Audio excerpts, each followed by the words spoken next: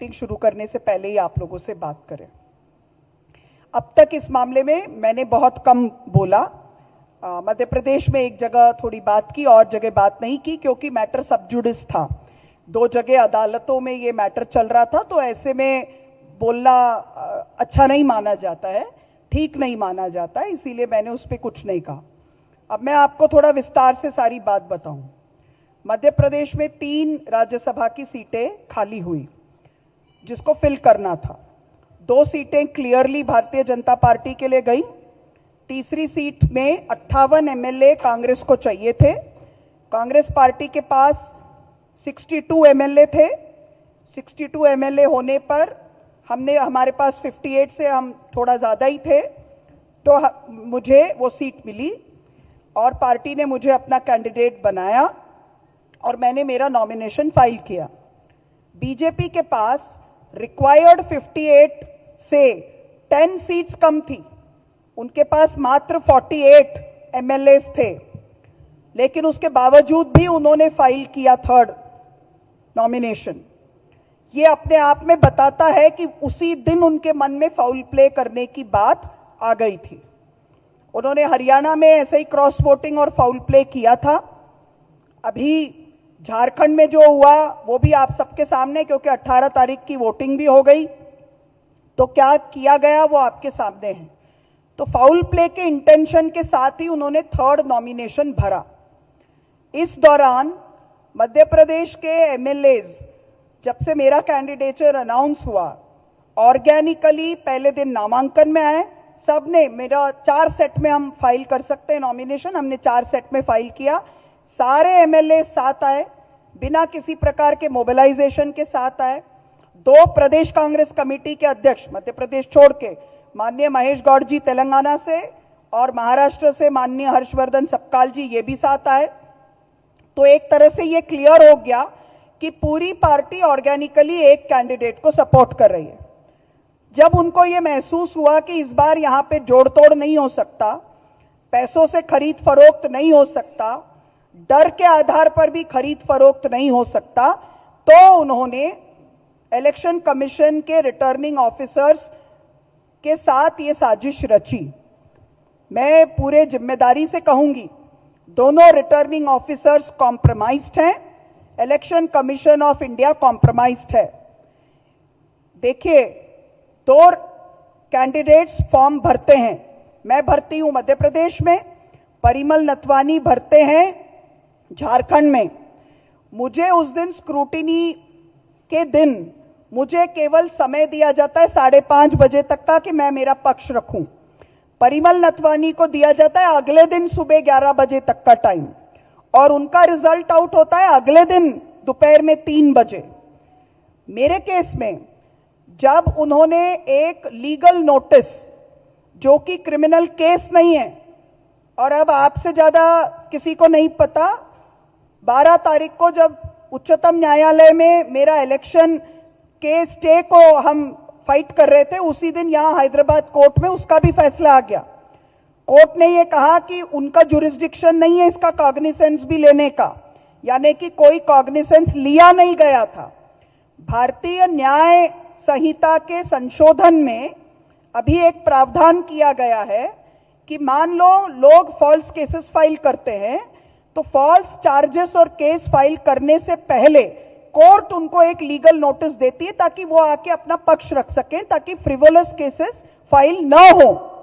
यानी कि मेरा जो था वो तो कोई क्रिमिनल केस नहीं था, मात्र एक लीगल नोटिस था ऑन अ प्राइवेट कंप्लेंट, जो कि प्री कॉग्निसेंस स्टेज में था।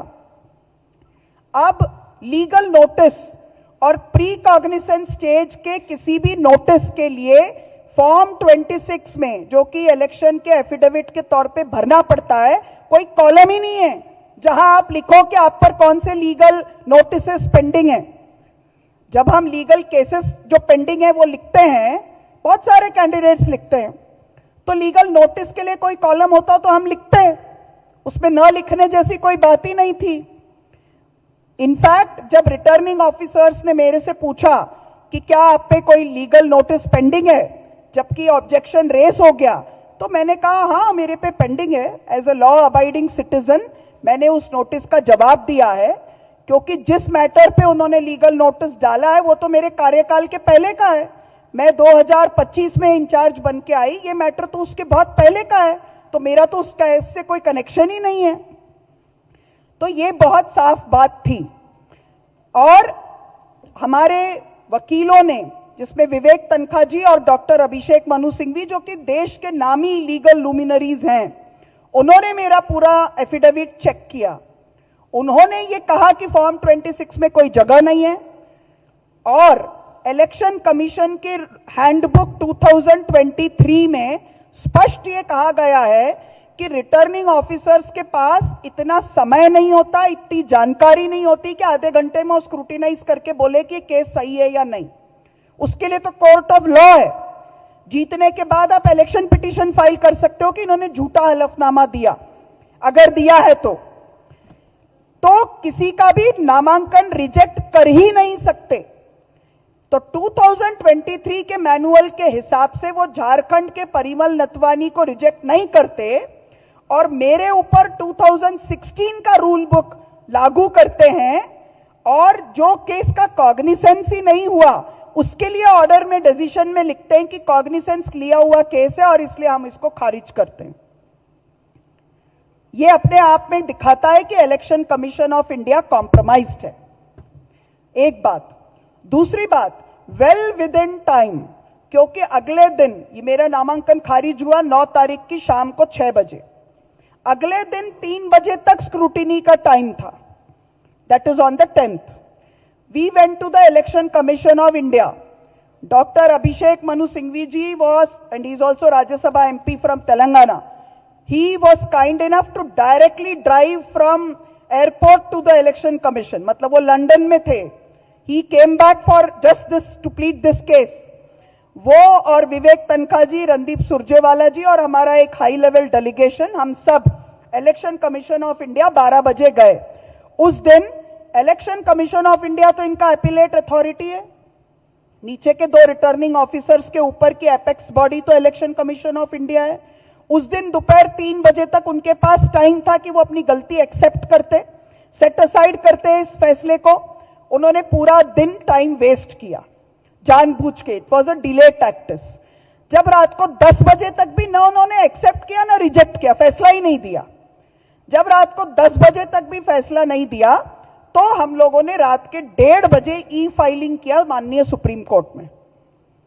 And the Honorable Supreme Court said that they cannot do the hearing on the 11th, which was coincidentally the last day of withdrawal, तो इसलिए उनको certificate मिल गया। 12th को उन्होंने हियरिंग किया। They did not say कि ये सही है या नहीं, उन्होंने केवल टेक्निकलिटी पे कहा कि क्योंकि अब ये मामला सर्टिफिकेट दिया जा चुका है तो अब आपको इलेक्शन पिटीशन फाइल करना पड़ेगा, जो कि हम फाइल करने वाले हैं हाई कोर्ट मध्य प्रदेश में।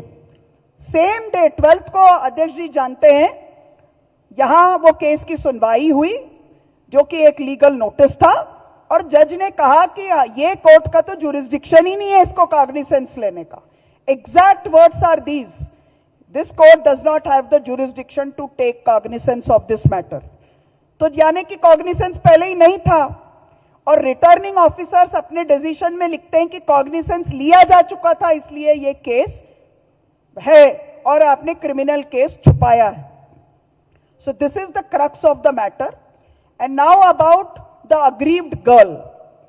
महिला होने के नाते किसी भी दूसरी बहन के साथ कोई भी दुर्घटना होती है, मैं पूरी तरह से पीड़िता के साथ हूं, पहली बात, और पार्टी भी साथ है। लेकिन ये आरोप कि पार्टी ने उस पर कोई कार्रवाई नहीं की, ये बिल्कुल गलत है। जिस व्यक्ति के खिलाफ आरोप था वो पोस्ट में थे, उनका नाम इलेक्शन के सर्वे में नंबर 1 कैंडिडेट के तौर पे आया, लेकिन 2023 में जबकि we were struggling and every MLA seat counted to us, क्योंकि हमें भी सरकार बनानी थी and it was a risky situation, you all know about it, तो भी पार्टी ने डिसाइड किया कि नहीं, उनको टिकट हम डिनाई करेंगे क्योंकि ये तो बहुत सीरियस चार्जेस हैं। I am coming to that. So we denied him ticket number 1, जबकि एक एक सीट का संघर्ष था 23 में, तब तो नहीं पता था कि कंफर्टेबली सरकार आ रही है। This was before elections. Number two, he was a DCC president. Just on charges, even now the charges aren't proved, by the way. लेकिन on a moral ground, on moral responsibility, party ने उनको DCC से हटाया.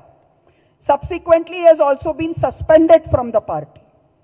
पर अगर कोई आके हमको ये कहे कि आज भी वो घूमता है, अपने नीस की प्रोग्राम में जाता है, तो that we have no authority to check anybody else's movement. वो तो जेल से छूटे हुए व्यक्ति को भी बाद में फ्रीली घूमने की इजाजत है. उन पर अभी तक कोई चार्जेस प्रूव हुए नहीं हुए. We are not defending him. We have already taken our action. He is not now a party member. अब लेकिन वो अपने फैमिली मेंबर के किसी कार्यक्रम में जाते हैं तो ये तो चार्जेस अपने आप में बेसलेस है. इंडियन कॉन्स्टिट्यूशन व्यक्ति को देखता है, यूनिट को नहीं देखता. हम नहीं मानते कि एक की वजह से पूरे फैमिली को आप विंडिक्ट कर सकते हो, और वो भी ये तो दूर का फैमिली है. Sister has now got married, she is in a different family. तो ये चार्जेस लगाना पूरी तरह से बेसलेस है. और हम ये बात नजर मिला के कह सकते हैं कि इलेक्शन कमीशन इज कॉम्प्रोमाइज्ड, क्योंकि ये एक सीट का मामला नहीं है ना. पिछले 10 दिनों में क्या हुआ है? अब हम सिर्फ वोट चोरी, राहुल जी ने पहले कहा, फिर सीट चोरी यानी मेरे सीट की चोरी की. क्रॉस वोटिंग से हरियाणा में उन्होंने एक सीट चुराने की कोशिश की. झारखंड में उन्होंने एक सीट चुरा लिया पैसों से, खरीद फरोख्त और डर से. लेकिन अब पार्टी चोरी की तरफ बढ़ गए हैं, क्योंकि वन नेशन वन पार्टी की तरफ ये बढ़ाना चाहते हैं और लोकतंत्र को मौकरी में बदलना चाहते हैं. लार्जर इश्यू ये है. नाउ लास्ट पॉइंट इसके बारे में, क्योंकि बहुत बात हुई है, बहुत तरह के कॉन्स्पिरेसी थ्योरी बहुत स्मार्टली भारतीय जनता पार्टी ने प्लांट की है. I don't by any of these theories. सब फेक बात है. ये ध्यान भटकाने की बात है, और नॉर्थ इंडिया ये बात को अच्छी तरह से जानता है. विंध्य के नीचे थोड़ा भारतीय जनता पार्टी से कम सामना करना पड़ा है आप लोगों को. एक समय था 90s में, इन्होंने पूरे देश में ये फैलाया कि गणेश जी की प्रतिमाएं दूध पी रही हैं. इन्होंने माननीय महामहिम शंकर दयाल शर्मा जी जीवित थे, राष्ट्रपति थे, ये फैला दिया कि वो मर गए हैं, जो भी झूठ था. सिटिंग राष्ट्रपति को मृत घोषित करवा के एक अफवाह चलाया.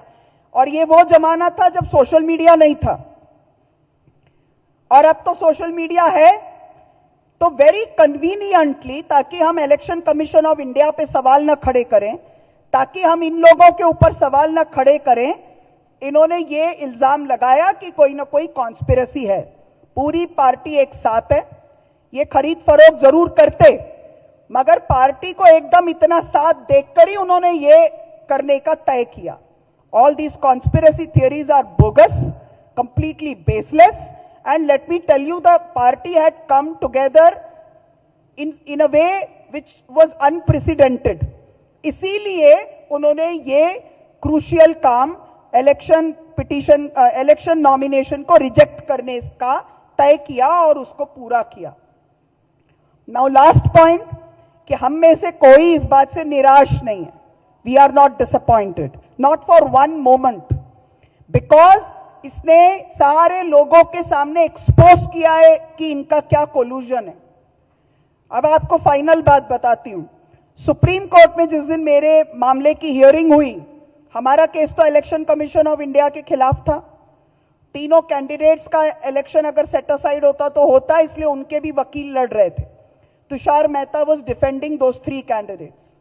इलेक्शन कमीशन ऑफ इंडिया के भी एक वकील थे, नायडू साहब, जो उनको डिफेंड कर रहे थे. हमने स्टेट ऑफ मध्य प्रदेश के खिलाफ तो कोई एलिगेशन ही नहीं किया था, लेकिन स्टेट ऑफ मध्य प्रदेश को डिफेंड करने के लिए मुकुल रोहतगी साहब हायर किए गए और वो डिफेंड कर रहे थे. ये अपने आप में दिखाता है कि कैसा कोलूशन बिटवीन इलेक्शन कमीशन के रिटर्निंग ऑफिसर्स और स्टेट ऑफ मध्य प्रदेश था. So this is the long and short of it. आपको ये कहना चाहती हूं कि उसके बाद अपने आप से पूरे देश में सब जगह अलग अलग मूवमेंट्स हुए, अलग अलग लोगों ने डेमोक्रेसी के पक्ष में आकर खड़ा होना तय किया, और जो डेमोक्रेसी के नाम पे मखौल हो रहा है चुनाव में और बाद में, जो राहुल जी 2 साल से कह रहे थे, वो बात एकदम से लोगों के सामने क्लियर हुई और स्पष्ट हुई. और रोज लोगों को दिखाई दे रहा है कि किस तरह से हर भारत के संवैधानिक संस्था को इन्होंने कॉम्प्रोमाइज किया है. So this we are fighting against a गठबंधन जिसमें ये सारे कॉम्प्रोमाइज्ड इंस्टीट्यूशंस हैं अनफॉर्चुनेटली, जिनको कि हमारे कॉन्स्टिट्यूशनल फोरफादर्स ने चेक्स एंड बैलेंसेस के लिए बनाया, सारे कॉम्प्रोमाइज्ड हैं और ये प्रेजेंट सरकार कॉम्प्रोमाइज्ड है. यही हम कहना चाहते हैं. हम माननीय उच्चतम न्यायालय का धन्यवाद करते हैं कि जिन्होंने फैसला दिया और उन्होंने एक टेक्निकल ग्राउंड पे एक फैसला दिया. हम उसका सम्मान करते हैं और जो अदालती प्रक्रिया होगी उस प्रक्रिया का पालन करेंगे. 45 डेज के अंदर अंदर पिटीशन लगाना होता है, चैलेंज करना होता है और वो हम जरूर करेंगे. Thank you.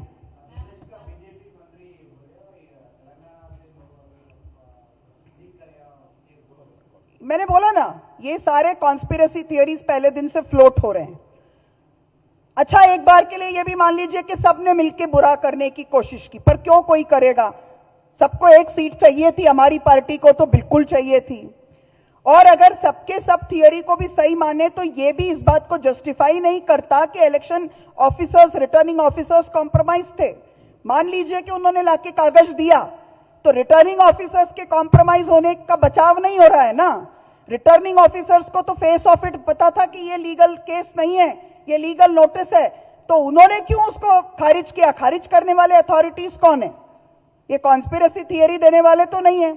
हमारे पार्टी के लोगों ने तो जाके नहीं कह दिया कि कैंसिल करो, वो तो रिटर्निंग ऑफिसर्स नहीं थे. रिटर्निंग ऑफिसर्स और इलेक्शन कमीशन ऑफ इंडिया के कॉम्प्रोमाइज्ड व्यवहार को किसी भी तरह का ऐसा बात कह के बचाव नहीं किया जा सकता. They can not hold this as a shield. This is utter nonsense. क्योंकि मान लो कि everyone in the party was involved in some और the other conspiracy. Even then what made those two returning officers take in a false charge and reject? जबकि उनका 2023 का rule book कहता है कि ये वो कर ही नहीं सकते. That doesn't give them any protection. That is very very clear and there is no conspiracy involved in this. आजकल सोशल मीडिया का जमाना है, लीगल नोटिस कोई भी किसी को दे सकता है. बट जब वो दोनों उधर रिटर्निंग ऑफिसर बन के बैठे थे तो उनका काम था कि इसको समझते तो सही कि ये क्या है, ये केस है कि नहीं है. तो दो बात निकलती है, या तो वो बहुत ही नाइव हैं जिनको कुछ प्रक्रिया ही समझ में नहीं आती, तो that means they are very incompetent, और it means that they are compromised. There can be nothing in between these two. Either they are incompetent or they are completely compromised. And I think that it is the latter. क्योंकि वो नजर नहीं मिला पाए. They were knowing fully well that they are giving a wrong decision. But they were completely compromised. And there was a threatening presence of a Madhya Pradesh senior BJP leader inside the room. Whereas हमारे ex chief minister, हमारे PCC president किसी को अंदर आने नहीं दे रहे थे. उनको अंदर आने कैसे दिया? उनके अंदर आते ही collector and commissioner had no business at all in a Rajya Sabha nomination. Lok Sabha में होता है कलेक्टर का काम. Collector commissioner have got nothing to do with the Rajya Sabha nomination process. वो आके उस स्क्रूटिनी के रूम में कैसे बैठ गए? That moment itself it was clear कि ये कॉम्प्रोमाइज्ड हैं और ये गलत इरादे के साथ आज यहां पर आए हैं.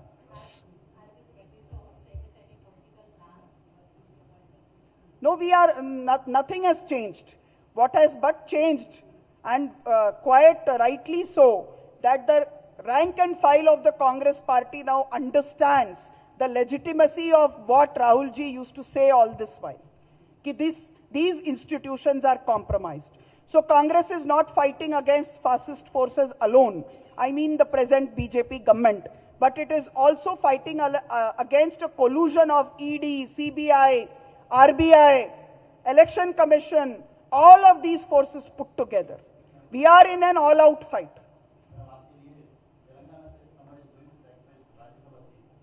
नहीं, ऐसी कोई बात नहीं है, and why should they? We are not here for bartering one seat here and there. This is not correct. I for one would never ever appreciate it.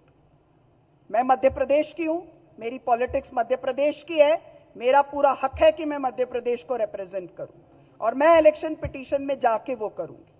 Telangana में किसी को रिजाइन करवाना या कहीं से किसी को रिजाइन करवा के उनके हक को लेना, ये हमारा कोई मॉडल नहीं है. हाँ, राज्यसभा का सांसद कहीं से भी हो सकता है. That is true. That is because of the constitution. But we are not here to cut short anybody else's tenure, because they are also equally important for us and for us in this fight. Telangana justifiably पहला preference हम तेलंगाना को देंगे. Exception कहां होता है? जैसे doctor Manmohan Singh के लिए एक्सेप्शन था, because he was one person जिनकी जरूरत पूरे देश को है. एक्सेप्शन किसको होगा? डॉक्टर सिंघवी के लिए होगा. He is a legal luminary. वो लोकसभा नहीं लड़े, उनको पूरे देश के कॉन्स्टिट्यूशनल हक के लिए लड़ने की जरूरत है, इसलिए उनके लिए एक्सेप्शन हुआ. मैं तो उनमें से हूं जो लोकसभा लड़के आई हूं 3 बार. तो मेरे पास तो वो ऑप्शन हमेशा जिंदा है कि मैं लोगों के बीच जाऊं और अपने लिए एक मैंडेट लेके आऊं. और वैसे भी एक जनतंत्र में सर्वोच्च अदालत अगर कुछ होती है तो लोगों की होती है, और लोगों की अदालत आज जान रही है कि झूठ कौन बोल रहा है और सच किसके साथ. या victim can say anything. I would not like to comment upon that. She can say whatever she wants to say. As far as we are concerned, we have always taken a public stand against any kind of gender injustice. Number one. Number two, there is no conspiracy. And I am again reiterating that even if chalo everybody was against me and all hell broke loose, but then what made those 2 returning officers compromise? Decision was given by them, not our party. और party में conspiracy की क्या जरूरत है? उनको क्या फर्क पड़ रहा है एक राज्यसभा की सीट से? पार्टी तो wanted desperately that Rajya Sabha seat. And conspiracy can be clearly seen. उनके पास 48 सीट्स है, 10 short of the required number, and then still they are filing a third nomination. That is conspiracy. That is subverting democracy. That is very clear. At least आप सब पढ़े लिखे लोग हैं, आप सब 4th पिलर हैं लोकतंत्र का, आप सब पढ़े लिखे लोग हैं. At least you must realise this कि when there is 10 numbers short, even then they are filing something, and we are not calling that as conspiracy, and we are calling something else as a conspiracy. है ना? Thank you.